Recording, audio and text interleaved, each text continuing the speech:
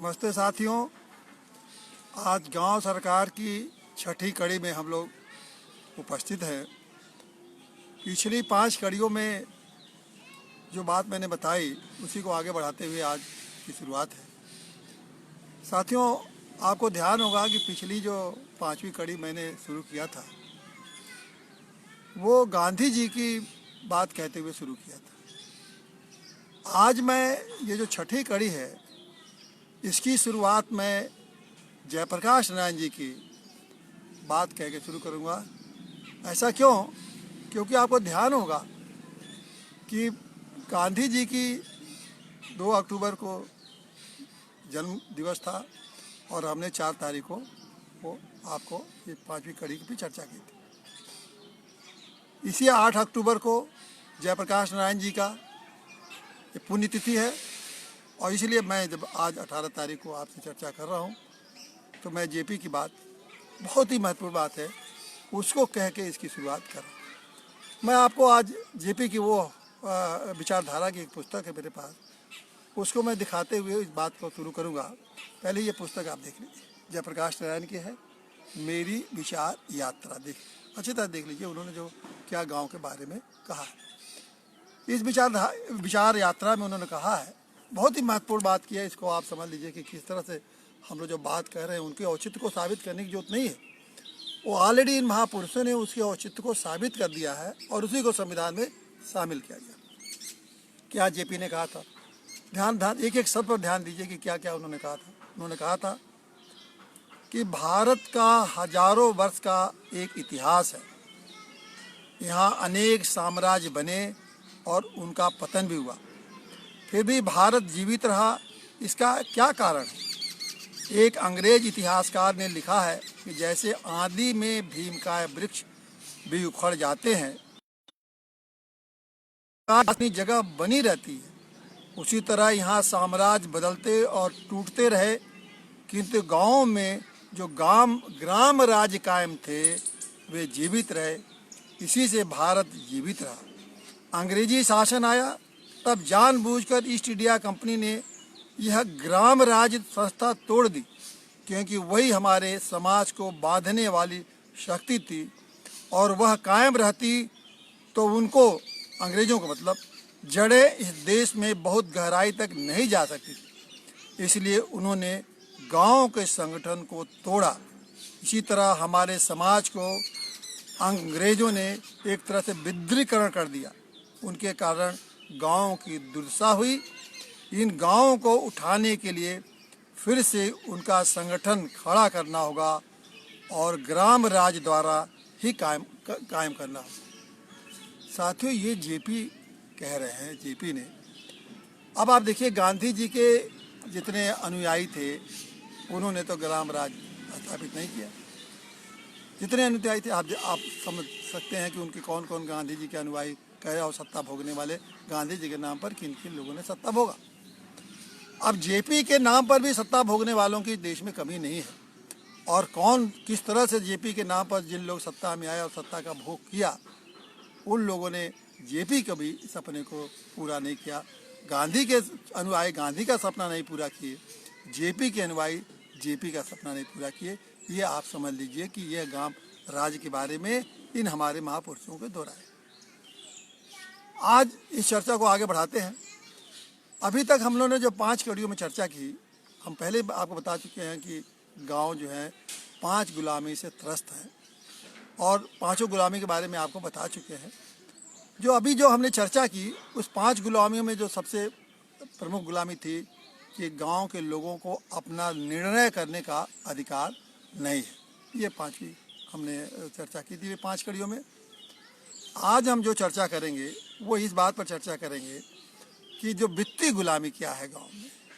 क्योंकि कोई भी व्यवस्था देखिए, आप जान लीजिए, आपको निर्णय का अधिकार भी मिल जाए और अगर वित्तीय साधन नहीं रहेगा तो आप उसको वित्तीय साधन नहीं रहेगा तो आप क्या कर लेंगे। तो इसलिए किसी भी संस्था को चलाने के लिए वित्तीय आज़ादी की ज़रूरत है। मतलब आपके पास वित्तीय साधन होना चाहिए। धन दौलत आपके पास जब तक साधन नहीं आएंगे तब तक आप उस व्यवस्था को नहीं चला सकते। आज जो हम कहने जा रहे हैं कि किस तरह से वित्तीय हमारे गुलामी है। अब आप एक बात समझ लीजिए, कि जैसे संविधान ने आपको दिया ना कि पंचायत कैसे बनेगी, पंचायतों का चुनाव कैसे होगा, पंचायतें कैसे काम करेंगी, ये संवैधानिक व्यवस्था दिया, और पंचायतें कैसे हर मामले में निर्णय लेगी, इसकी भी उन्होंने एक तरह से व्यवस्था कर दी। अब ये व्यवस्था तो पहले, अब ऐसा नहीं है कि उस संविधान निर्माताओं ने भी समझ रखा था कि ये हम उनको सारा निर्णय अधिकार तो हम दे रहे हैं, लेकिन जब तक उनको वित्तीय अधिकार नहीं देंगे संविधान के द्वारा, तब तक वो गांव पंचायतें चलेंगे कैसे। जैसे उन्होंने कहा कि भाई गांव में हर 5 साल में चुनाव होगा, तो उन्होंने कहा कि हम चुनाव के अधिकार व्यवस्था कर देंगे, लेकिन चुनाव तो कराएंगे नहीं। तो इसलिए उन्होंने क्या किया कि संविधान में ही व्यवस्था कर दी कि हर 5 साल में चुनाव गांव पंचायतों के किए जाएंगे। और कैसे किए जाएंगे, इसके लिए उन्होंने राज्य चुनाव आयोग बना दिया। राज्य चुनाव आयोग का जैसे केंद्रीय चुनाव आयोग है जो एमएलए एमपी का चुनाव कराता है, उसी तरह से राज्य चुनाव आयोग है वो ये गांव पंचायतों के चुनाव करता है, जिसमें कि नगर पालिका और ब्लॉकों का भी चुनाव उसी में शामिल है।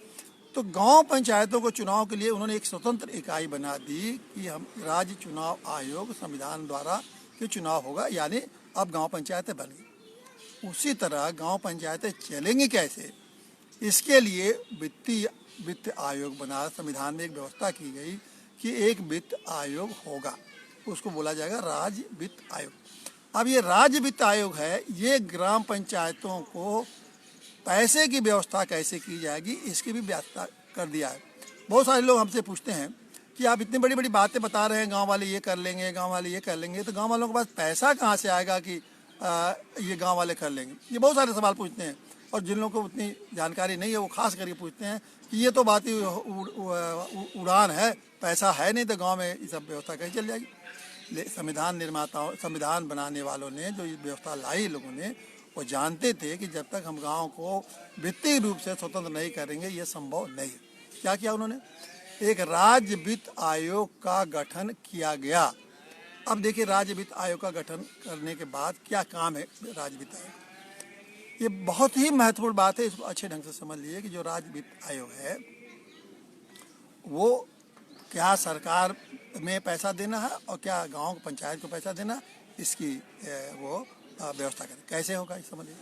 देखिए राज्य सरकार क्या करती है, राज्य सरकार पैसा वसूलती है। कैसे वसूलती है, टैक्स के द्वारा वसूलती है। राज्य सरकारें कर के द्वारा, टैक्स तो यही हो गया, टैक्स में बहुत सारे टैक्स हैं, और रोड टैक्स है, सेल टैक्स, अब तो जीएसटी टैक्स हो गया, सेल टैक्स है, टोल टैक्स है, बहुत सारे टैक्स, आप तो दर्जनों टैक्स है जिसके द्वारा ये राज्य सरकार वसूलती है, क्योंकि टैक्स तो गाँव पंचायत वसूलती नहीं, तो ये राज्य सरकार टैक्स वसूलती। दूसरा है बहुत सारे शुल्क वसूलती है। शुल्क मतलब जैसे स्टैम्प ड्यूटी है, बहुत सारे उन्होंने शुल्क लगा रखा, दर्जनों सैकड़ों शुल्क हैं कि जगह जगह पर शुल्क लगा। जैसे स्टैम्प ड्यूटी का ही उदाहरण एक मैं दे रहा हूँ, स्टैम्प ड्यूटी का शुल्क है, इससे अरबों रुपया राज्य सरकार जमा करती है टैक्स लगा के। और वो टैक्स लगा पूरे देश के लोगों को टैक्स लगता है, चाहे गाँव में कहीं का भी रहने वाला उन लोगों को वसूलती है।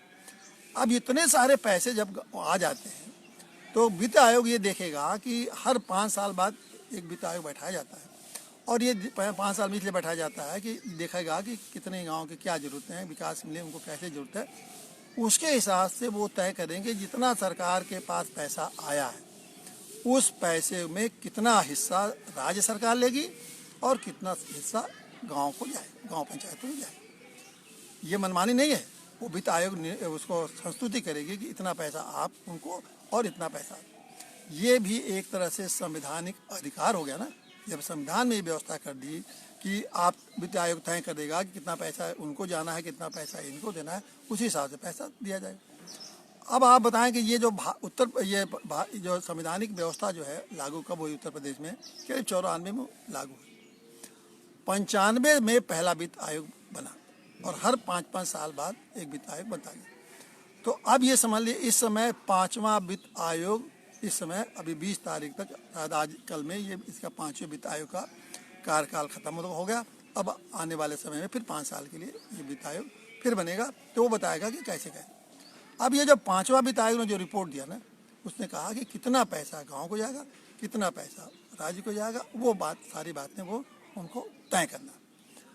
अब उन्होंने तय कर दिया और उसी हिसाब से गांव पंचायतों को पैसा देना है, किसी की कृपा पे नहीं होना है। ये बात आपको आसपास समझिए। अब लेकिन अभी मैं बताऊं, लेकिन यही अब फिर शुरू हो जाती है गुलामी। गुलामी गांव की पंचायतों की कैसे गुलामी शुरू हो जाती है। वित्त आयोग ने बता दिया कि इतना इतना पैसा गांव का हिस्सा है, आप गांव के पंचायतों को दे दी। लेकिन राज्य सरकार क्या करती है, वित्त आयोग की रिपोर्ट आ गई। अब वित्त आयोग की रिपोर्ट में कितना पैसा कब देना है, कैसे देना है, कितना किस काम के लिए देना है, आधा देना है कि 1/3 देना है, वो जो पैसे का इंतजाम जो है ना, वो राज्य सरकार शुरू कर देती है। क्यों? कि वो तो आपको पहले मैंने बताया था कि राज्य सरकार को धारा 15 में अधिकार मिला हुआ है कि जो भी निर्णय होगा गांव के पंचायतों के मामले में राज्य सरकार के फैसले के अधीन होगा। उसी अधिकार का प्रयोग करते हुए ये पैसे के मामले भी ये निर्णय लेते हैं कि कितना पैसा किसको जाएगा, कितना पैसा किसको जाएगा, और बस यहीं से फिर वो गाँव की गुलामी शुरू हो जाती है। अब आप ये समझ लीजिए कि ये पैसा संविधान कह रहा है कि आप गाँव को दीजिए, उसमें राज्यों का बीच में आने का क्या जरूरत है। वित्त आयोग दे दिया, उतना पैसा उनके पास चला जाना चाहिए। लेकिन ऐसा वो क्यों करते हैं, आपने देखिए, क्योंकि ऐसा न करें तो गांव को गुलामी बनाने का क्या मतलब है। अब ये पैसा अगर मान लीजिए, उदाहरण के लिए मैं आपको एक समझाऊँ इस व्यवस्था को, कि ये पैसा वित्त आयोग के हिसाब से अगर ये पैसा गाँव को चला जाता तो गाँव की कैसी स्थिति बनती। अब जैसे मान लीजिए वित्त आयोग ने कहा कि इस पूरे जितना पैसा है उस टैक्स का, जैसे इस बार दिया भी है, पंचम वित्त आयोग ने ये कहा है कि जो 30% जितनी सरकार पैसा कमाएगी वो 30% पैसा जाएगा पंचायतों में। मतलब उन्होंने जिला पंचायत को 15% दे दिया, क्षेत्र पंचायत को 15% दे दिया, और 15% सिर्फ दिया उन्होंने ये इनको गाँव पंचायत। अब 15% का जो हिस्सा हुआ, ये 15%, इस 15% के में पूरे एक एक गांव पंचायत को पैसा बटेगा। ठीक है, हम मान लीजिए ये भी इसी को मान लें। अब ये 15 पैसे का जो 15% जो हिस्सा गांव पंचायतों को हुआ, अगर आप इन गांव पंचायतों को सीधे उनके खाते में जैसे ही बजट के राज्य सरकार का पास होता है, अगर आप सीधे गाँव को भेज देते कि भाई आप अपना 15% ले लीजिए, हर गांव का जो हिस्सा है, मान लीजिए 10 लाख हिस्सा आया, किसी का 20 लाख आया, किसी का 15 लाख आया, वो तो हो जाएगा आबादी पर कि अगर किसी के 1000 की आबादी पर इतना पैसा होगा, अब 2000 की आबादी पर इतना पैसा होगा, 3000 की आबादी पर इतना पैसा होगा, सबको अपना अपना हिस्सा मिल जाता गाँव में। और वो गाँव वाले जैसे चाहते अपने जो 29 विभाग मिले हैं उसके हिसाब से अपनी योजना बनाते हैं, उसके हिसाब से खर्च करते। लेकिन ऐसा नहीं हुआ। ऐसा इसलिए नहीं हुआ कि ये जो किसको दिया उन्होंने अधिकारियों के माध्यम से समय समय पर उन्होंने कहा कि नहीं, इतना पैसा सफाई के लिए देंगे, इतना पैसा शिक्षा के लिए देंगे, इतना उनको लैट्रिन के लिए देंगे, इतना पैसा उसके लिए इस तरह उन्होंने बांट दिया कि इसे सर देंगे। ऐसा इसलिए करते हैं कि वो ये समझते हैं कि ये गांव को पैसा अगर हम सीधे दे देंगे तो गांव वाले लूट लेंगे। मतलब गांव वाले उनके नज़र में एकदम लुटेरे, टुच्चे, अज्ञानी, समझदार नहीं है, अगर वो पैसा गांव वाले ले लेंगे। अब ये देखिए सोच का, ये सरकार के लोग हैं, वो अपने को समझते हैं कि बड़े ईमानदार, इनके अधिकारी बड़े ईमानदार हैं, और गांव के लोग समझदार नहीं हैं, बेईमान हैं। इसीलिए आज का जो मैंने टॉपिक रखा है कि सरकार तो ईमानदार है और गांव बेईमान। ये बस सोचिए कि मतलब सरकार में बैठे अधिकारी, कर्मचारी, ये लोग नेता, ये बहुत ईमानदार लोग हैं, ये लोग पैसे का एक एक बैठ का हिसाब रखते हैं। लेकिन गांव को अगर पैसा मिल जाएगा तो वो गांव के लोग उस पैसे को लूट लेंगे, उसको बर्बाद कर देंगे, और उनकी व्यवस्था ठीक से नहीं कर पाएंगे। ये इनकी समझ। तो इन्होंने क्या किया है कि कैसे ये पैसा, अब गाँव में एक एक योजना पैसा जाता है। अब एक एक योजना पैसा जाएगा, जानते क्या होता है, आज ज़रूरत है पैसे की, किसी में साल भर बाद जाएगा, किसी में 2 साल बाद जाएगा, किसी में आएगा, किसी में नहीं आएगा, कोई BDO साहब के यहाँ फंसा रहेगा, कोई DPO साहब के यहाँ फंसा रहेगा, कोई कलेक्टर साहब के यहाँ फंसाएगा। और ये जो पैसा है ना, ये पैसा ये कौन निकालेगा, इसमें उन्होंने बना रखा है कि ये जो पैसा आज की जो व्यवस्था है उसमें प्रधान और ग्राम विकास पंचायत सेक्रेटरी और ADO साहब, जो हर ब्लॉक के ADO पंचायत होते हैं, ये लोग तीनों मिलके इस पर दस्तखत करेंगे, तब पैसा निकलेगा। अब इस सारे पैसे का कैसे खर्च होगा, ये तीनों उसके मालिक बने। और इनको कहा गया है, समझे आपने, कि ये गांव का पंचायत सेक्रेटरी जो है वो काम करवाएगा, प्रधान जी उसको देखेंगे और पंचायत सेक्रेटरी अप्रूव करें। मतलब पैसा का बंदरबाट ये तीनों लोग मिल जाएं तो बड़े आराम से गांव के पैसे का बंदरबाट होगा। गांव पंचायत के लोगों से कोई लेना देना नहीं है, क्योंकि दस्तखत करके जो तीनों चाहे तो पैसा निकालें। अब देखिए, कह तो रहे हैं कि गांव वाले बेईमान हैं, गांव को दे देंगे, और कर कौन रहा है? पंचायत सेक्रेटरी, ये कौन है? ये वो सरकार के नौकर हैं, कोई सरकारी कर्मचारी हैं। और प्रधान जी को कोई जानकारी नहीं है। प्रधान जी उनके जब दो मिल जाएंगे तो तीसरे प्रधान जी क्या कर लेंगे? करते हैं सारा घोटाला अधिकारियों के माध्यम से, और कहते हैं कि हम गांव वालों को पैसा देंगे, तो गांव वाले इस पैसे को बर्बाद कर देंगे और लूट लेंगे। तो ये जो व्यवस्था आप देख लीजिए कि किस तरह से गांव को गुलाम बना के रखा। अब गांव वालों गुलाम में जब योजना ऊपर से आएगी, मैंने समझा दिया कि किस तरह से योजनाएं ऊपर से आती हैं, किस तरह से लोग करते हैं। आपने पिछले कड़ियों में आपने समझ लिया है काफ़ी। तो मतलब पैसे के मामले में भी गांव एक तरह से, संविधान कहता है कि पैसे के मामले में हमने गाँव को आज़ाद किया, और राज्य सरकार ने कहा कि नहीं, पैसा तुम एक पैसा नहीं खर्च करोगे, हमारा एडीओ, हमारा ग्राम विकास अधिकारी जो चाहेगा उस तरह से पैसा खर्च होगा। इतनी बड़ी ये गांव के साथ संविधान की अवहेलना, या कहिए संविधान का एक तरह से मजाक उड़ाया जा रहा है। इस राज्य सरकारों ने इसको किसी ने आज तक समझने की कोशिश नहीं की, और न समझना चाहते हैं लोग।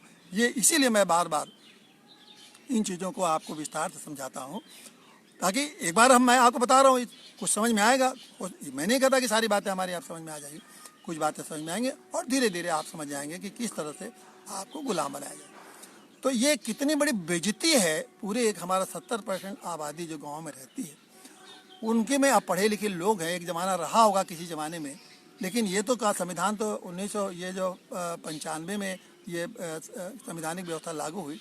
95 तक तो सारे लोग होशियार हो चुके थे, समझदार हो गए थे। 94-95 में गांव के लोग अपनी व्यवस्था चलाने लायक सक्षम हो गए थे। लड़के लड़कियां सब पढ़ लिख के गाँव में मौजूद हैं, सब अपनी व्यवस्था चलाते हैं।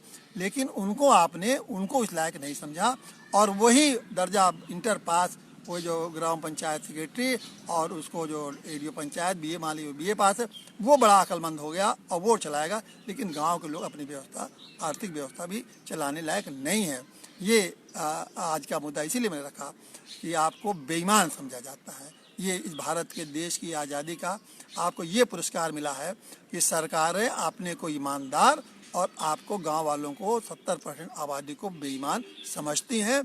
अब इसको आप जिस ढंग से लीजिए कि आपकी क्या इस देश में आपकी क्या स्थान है, गांव में रहने के नाते आपके इस देश में क्या आपकी भूमिका है, ये गांव में रहने का कारण आप किस तरह से बेईमान समझे जाते हैं, ये आपको अच्छी तरह समझना है। अब एक बहुत महत्वपूर्ण बात आपको और मैं बताना चाहता हूँ। इस बात को बहुत ही गंभीरता से समझ लीजिए। इसलिए गंभीरता से समझने के लिए कह रहा हूँ कि इस बात को अगर आप समझ जाएंगे ना, तो आपको अपने पर ग्लानि हो, आपको लगेगा कि आपका ये जीवन ही बर्बाद कर दिया इन लोगों ने। किस तरह से जीवन आपका बर्बाद हुआ, इस बात को समझने से बात आपको समझ में आ जाए।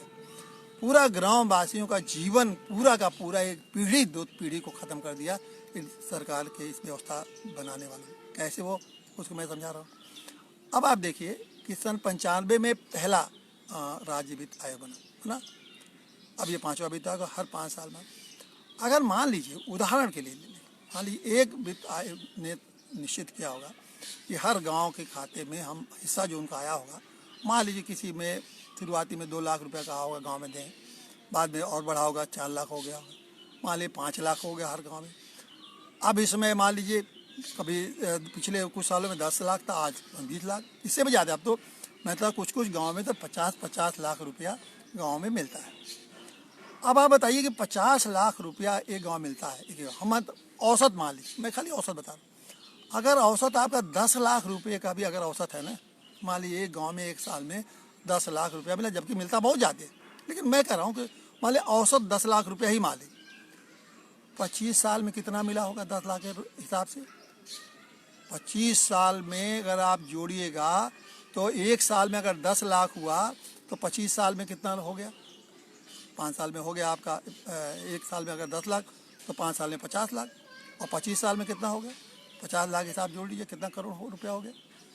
25-30 करोड़ रुपया अगर इस 25 सालों में अगर आप देखेंगे तो कम से कम अगर 5 साल में आपको 2.5 करोड़ हुआ तो 15 करोड़ 20 करोड़ रुपया तो मिल गया आपको। ये बताइए कि गांव में आप जिस गांव में रहते हैं उस गांव में 20 करोड़ का क्या हुआ है? दिखाई देता है कहीं? आप आँख घुमा के देखिए क्या बन गया? 25 करोड़ कम रुपया नहीं होता? 20 करोड़ 15 करोड़ रुपया गांव में गया कि नहीं गया? 15-20 करोड़ कम रुपया है, क्या दिख रहा है? आज भी गांव वही खड़ंजा, वही नाली, वही पोखरी, इसके आगे गांव उठ ही नहीं पाया। आज भी वही ये जितनी व्यवस्था हो रही। और वो जान लीजिए, ये जो बनता है वह बाकी चीज़ें जो है, मनरेगा इसमें नहीं शामिल है। ये जो 15-20 करोड़ रुपया है, इसमें मनरेगा का पैसा नहीं शामिल है, वो तो केंद्र सरकार देती है। इसमें ये आपका ये खाद्य कोटे का शामिल नहीं है, वो राज्य केंद्र सरकार देती है। शौचालय उसमें नहीं शामिल है, वो भी केंद्र सरकार देती है। ये बच्चों का मिड डे मील ये भी नहीं शामिल है, वो भी वो देती है। और ये जो 15-20 करोड़ रुपये मैंने बताया ना, इसके अलावा एक केंद्र सरकार का भी वित्त आयोग है। और केंद्र सरकार का एक वित्त आयोग है, वो सन 52 से ही बना, जब से देश आज़ाद हुआ। वो भी गाँव को हर साल कुछ न कुछ 5-5 साल के बाद, वो भी 5-5 साल बनती है, वो भी गाँव को हर साल कुछ न कुछ गाँव पंचायतों को पैसा देती रहती है। वो तो अलग छोड़ी, वो केंद्र सरकार का पैसा अलग है। ये मैं तो शुद्ध रूप से ये पैसा मैं बता रहा हूँ, जो पैसा राज्य सरकार के जो सारा जो वित्त आयोग से तय हुआ है, उसकी मैं बता रहा हूँ कि 15-20 करोड़ हुआ। अगर सारा पैसा आप जोड़ लेंगे तो कम से कम 35-40 करोड़ रुपया गाँव को अगर 25 साल में मिल गया होगा। लेकिन 25-30 करोड़ रुपया कहीं दिखाई देता है गाँव में? कि अगर ये 25-30 करोड़ रुपया गाँव में लग गया होता, आज गाँव स्वर्ग होता कि नहीं? मैं बार बार कहता हूँ कि गाँव को स्वर्ग बनाओ। क्यों कहता हूँ गाँव को स्वर्ग बनाओ? स्वर्ग बन गया होता कि नहीं? अरे 25 करोड़ रुपया गांव में अगर खर्च हो गया होता तो गांव इस समय चमकता रहता, गांव एक एक चीज़ आपकी चमकती रहती। लेकिन ये 25-30 करोड़ रुपया गया कहाँ? जो सरकार कह रही है कि गांव वाले बेईमान हैं, हम ईमानदार हैं, यही सारे लोगों ने आपके देखते देखते 25-30 करोड़ रुपया इन 25 सालों में लूट लिया। अब एक बात जो मैं कह रहा हूँ साथियों, कि 95 में जिन लोगों की, उन लोगों से कह रहा हूँ, बहुत लोग ऐसे लोग होंगे जो मेरी बात सुन रहे होंगे, जो 95 में जिनकी उम्र 25 साल थी, असली भरी जवानी में आ गए थे। वो हजारों, वो करोड़ों लोग होंगे जो भरी जवानी में 95 में आ गए। 95 से लेके आज 25 सालों में, 2020 है, 25 सालों में आप क्या करते रहे? आपके सामने 25-30 करोड़ रुपया लुट गया, आप करते क्या रहे भाई जवान? आप भरी जवानी में, क्योंकि 25 साल की जवानी तो भरी जवानी मानी जाती है कि चाहे तो पत्थर को तोड़ दे। आपने कभी सोचा है इसको कि क्या करते रहे और आपके सामने पैसा लुटता रहा? साथियों, ये मैं बताना चाहता हूँ, इस 25 सालों में आप पूंछ पकड़ के भागते रहे। इसका पूंछ पकड़ के भागते रहे, कभी सपा की पूंछ पकड़ के, कभी भाजपा की पूंछ पकड़ के, कभी कांग्रेस की पूंछ करके, बसपा की पूंछ पकड़ के, पार्टी छोड़िए, कभी मुलायम सिंह की पूंछ पकड़ के, कभी मायावती बहन की पूंछ पकड़ के, कभी अखिलेश भैया की पूंछ पकड़ के, कभी सोनिया की पूंछ पकड़ के, कभी राहुल गांधी की पूंछ करके, कभी कल्याण सिंह की पूंछ पकड़ कर, कभी मोदी जी की पूंछ पकड़ के भागते रहे और अपने आँख के सामने पैसा लुटता रहा। 25 साल पूंछ पकड़ के, अब तो 50 साल के हो गए होंगे, अब तो अब भरी जवानी तो ख़त्म हो गई, अब तो ढलती जवानी में पहुंच गए। 25 साल तक तो कुछ नहीं किया। कहावत है कि 25 साल में तो आप खाली पूंछ पकड़ के भागते रहे और 25 करोड़ रुपया ये आपके गांव का लुट गया। अब इस पूंछ पकड़ के भागने की दौड़ में जो 25 साल आपने गंवा दिया, तो अब तो आप जब भरी जवानी में, जब कहावत है ना कि जो भरी जवानी में कमाएंगे और वही बुढ़ापे में खाएंगे, अब तो इस लायक भी नहीं रह गए कि आप उस भरी जवानी तो बीत गई, या 50 साल के हो गए, अब क्या खाएंगे? अब तो जो करना था कर दिए। अगर ये 25 साल में अगर आप ध्यान दिए होते तो गांव में वो शानदार ढंग से इसमें गांव में रहते और चैन से रहते, और गांव में कहीं दुनिया में देखने की जरूरत होती, जाने की जरूरत होती, अपने गांव में इतनी सुख और शांति से रहते कि जो उसका मुकाबला नहीं। लेकिन अब तो गंवा गए, तो अब तो बुढ़ापा तो आपका चौपट, जवानी तो दौड़ते ही रह गए और बुढ़ापा को आपने चौपट कर। अब लेकिन ऐसा किया क्यों? मैं अगर कहूँ कि अरे अब अभी छोड़िए, भाइयों आप तो मेरे कहने तो छोड़ेंगे नहीं, क्योंकि छोड़े इसलिए नहीं छोड़ेंगे, अब तो आदत पड़ चुकी है पूंछ पकड़ के दौड़ने की। और जैसे शराबी नहीं होता, शराबी तो जब एक बार शराब की लत पड़ जाती है तो आदत बन जाती है, तो छोड़ता नहीं, उसको कोई ना कोई बहाना चाहिए शराब पीने के, कोई ना कोई बहाने पिएगा ही। अगर एक दिन के लिए छोड़ भी देगा फिर पीना शुरू करेगा। तो मेरे कहने पर तो आप मानेंगे, क्योंकि अब तो आपको लत पड़ चुकी है पूंछ भागे का। अभी भी आप उन्हीं के पीछे पीछे पीछे पीछे आप भागेंगे। वो कोई सपा के पीछे भागेगा, कोई बसपा के पीछे भागेगा, कोई भाजपा के पीछे भागेगा, कोई कांग्रेस के पीछे भागेगा। ये आपकी लत पड़ चुकी है। अब आप अपनी ज़िंदगी को समझिए बेकारी हो चुकी है। अब आप किसी लायक नहीं रहेंगे किसी तरह से बुढ़ापा के। लेकिन एक प्रार्थना मैं आज इसलिए कहना चाहता हूँ कि ठीक है आपकी तो गई, लेकिन अपने बच्चों को जो इस समय आज के दिन में बच्चे या पोते आपके 25 साल के हो गए हैं, मेरी करवद प्रार्थना, हाथ जोड़ कर प्रार्थना करता हूँ कि उनको पूछ मत पकड़ाइए, उनको ये सपा बसपा भाजपा की पूछ मत पकड़ाइए। उनको बताइए कि भैया हम तो ज़िंदगी बर्बाद कर दिए, अब गांव भी नहीं बना, कहीं जाने लायक नहीं रह गए, अब तो किसी तरह से मौत की इंतज़ार कर रहे हैं, किसी तरह कट जाए, जो 10 20 25 साल की ज़िंदगी किसी तरह कट जाए हम। लेकिन अपने बच्चों से कहिए कि तुम लोग संघर्ष करो और गांव की सरकार बनवाओ, क्योंकि गांव की सरकार से ये के अगर बनेगी तो फिर ये 25 करोड़ रुपया कोई नहीं लूट पाएगा। गांव की सरकार बनेगी तो इस व्यवस्था में इसको कोई नहीं ले पाएगा। इसलिए उनको आप समझाइए। और मेरी बहुत प्रार्थना है, अगर आपने उनको फिर पूंछ बना दिया तो इनकी भी ज़िंदगी उसी तरह बीत जाएगी और वो पूंछ पकड़ पकड़ के आप रहेंगे। कोई सपना तो पूरा होना नहीं है और आदत लग जाएगी। जब आदत लग जाएगी किसी न किसी बहाने वो पूंछ को पकड़ते रहेंगे।